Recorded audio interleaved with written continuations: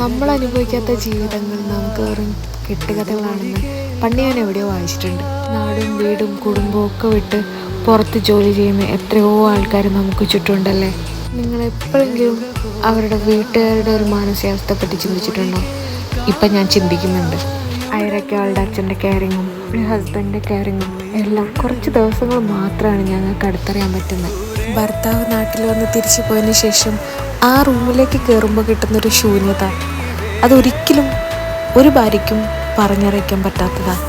Birthday, anniversary, ഒരു family function പോലും ഒരുമിച്ച് അറ്റൻഡ് ചെയ്യാൻ പറ്റാത്തൊരവസ്ഥ, ഇതൊക്കെ അനുഭവിച്ചവർക്ക് മാത്രമേ മനസ്സിലാവുള്ളൂ. ഏട്ടൻ നാട്ടിലുണ്ടാകുന്ന കുറച്ച് ദിവസങ്ങളിൽ കിട്ടുന്ന ഒരു സെക്യൂരിറ്റി ഫീലിംഗ്, ഒരു ധൈര്യം ഒന്നും എനിക്ക് ലൈഫിൽ ഇതുവരെ ഇതിനു മുന്നേ എക്സ്പീരിയൻസ് ചെയ്യാൻ പറ്റിയിട്ടില്ല.